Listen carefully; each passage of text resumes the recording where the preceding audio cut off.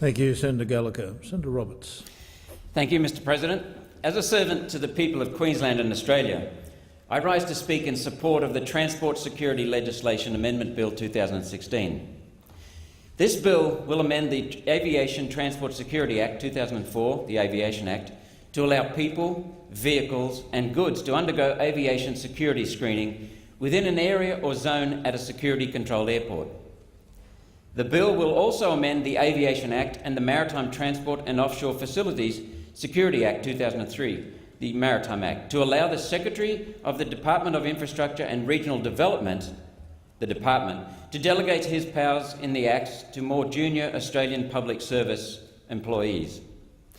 The declared purpose of the Aviation and Maritime Acts is to safeguard against unlawful interference with aviation, maritime transport and offshore oil and gas facilities. This bill seeks to introduce measures at Australia's major international airports and ports to mitigate what is known as the insider threat. Airport workers such as baggage handlers, caterers, cleaners and engineers have special access to passenger aircraft so they can carry out their important and valuable roles. However, Mr President, there is potential for this access to be exploited, either willingly or through coercion, to facilitate an attack against a passenger aircraft and its passengers and crew. The Department of Infrastructure and Regional Development, in consultation with the aviation industry, has developed a new model for strengthening airside security at Australia's 9 major international airports to address the insider threat and to ensure Australia meets its international civil aviation obligations for airside security. These measures, introduced through the bill, are part of a broader suite of regulatory amendments that give effect to the model's 3 components, those being, firstly, controls to ensure people, vehicles and goods entering airside areas at Australia's major international airports are authorised to do so. Secondly, screening of people, vehicles and accompanying goods entering and within the airside areas of the major international airports to detect unauthorised weapons and explosives. And thirdly, security awareness training for airport and airline employees, including contractors, that regularly work within airside areas at the major international airports. The bill will introduce regulation-making powers into the Aviation Act that will enable people, vehicles and goods to be selected for security screening when they are inside an airport and inside an airside area or zone at security-controlled airports. This complements existing provisions in the Act that provide regulation-making powers for the screening of people, vehicles and goods before they enter an airside security area or zone. The underlying aim of this bill is sound, Mr President, in that it strengthens security measures regarding airport workers, a surprising number of whom apparently turn out to be Muslims or other recently arrived immigrants.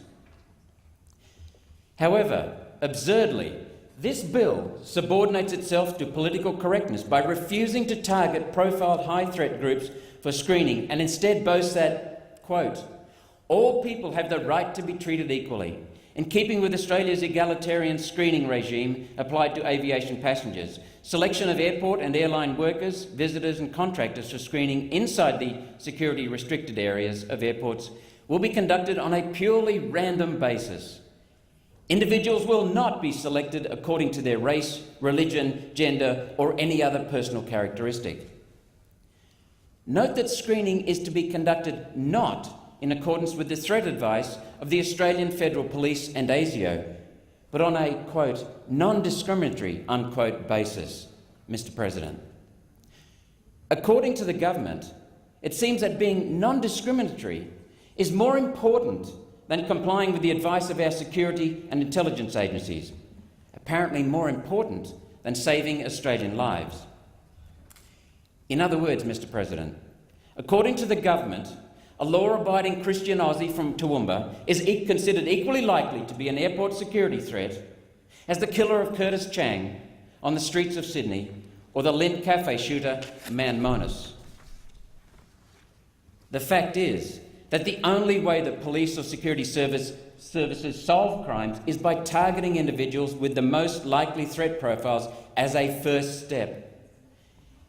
Given that screening resources are limited, preventing security screening on the basis of threat groups necessarily means that resources will be spread too thinly and some dangerous elements are likely to be missed.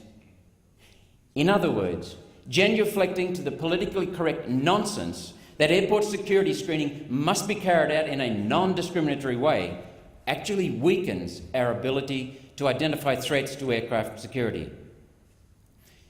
Given that this will mean that some potential threats to our air security will be missed, political correctness risks the lives of Australian travellers, Mr. President.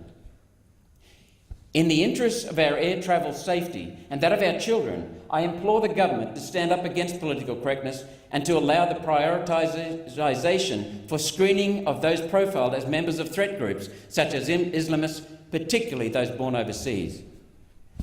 Political correctness, Mr. President, does not unite. It separates and disrespects and devalues. Accordingly, I foreshadow that I will be moving an amendment to remove this politically correct limitation from the bill and allow our security services to use their finite resources to target individuals profiled as members of high-threat groups, such as Islamist immigrants from the Middle East.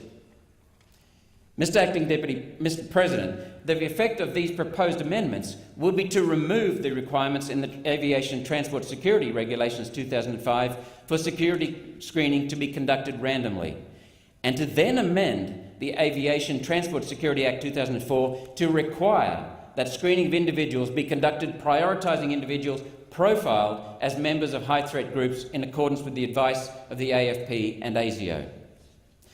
Mr. President, One Nation's sensible and highly necessary amendments will allow our airport security personnel to focus their finite resources on the groups of greatest threat in accordance with the advice of the Australian Federal Police and ASIO, leading to greatly enhanced safety and security for all law-abiding Australians.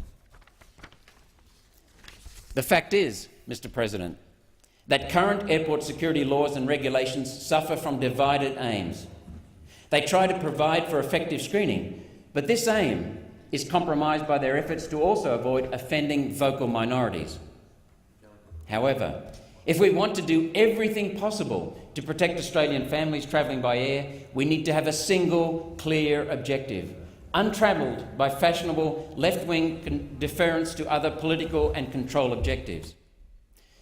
The fact is, Mr. Acting Deputy President, that however much some here may try to duck and weave, to run and hide or try to obfuscate the real issue, that politicians who support the politically correct goal of non-discrimination over the safety of our airports are failing to protect Australian families from terrorists.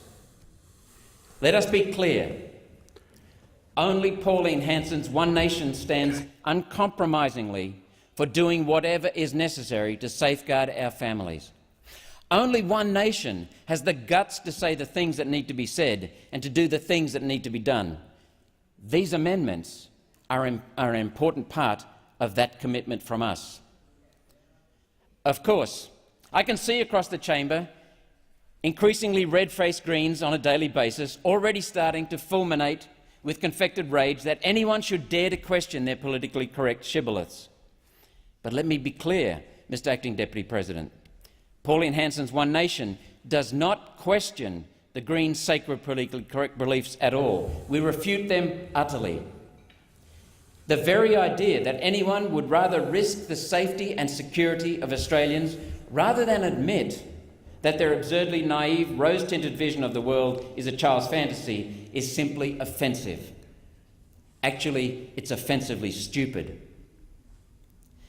Then, of course, there are those who don't actually believe in the Greens' kumbaya nonsense, but fear the raised voices and clenched fists of their rent-a-crowd supporter mob and their leftist media allies. Such people know that compromising our security is simply wrong, Mr. Acting Deputy President, but they lack the courage to tell the truth for fear that the political correctness lynch mob will come for them. Well, to those senators for whom folding like umbrellas in the face of every squawking minority has become a way of life, we urge you to take the next evolutionary step and join the ranks of the vertebrates. Carpe diem, Mr. Acting Deputy President. The time has come for all of us in this country to stand up against the politically correct nonsense It currently hamstrings our security procedures at all airports.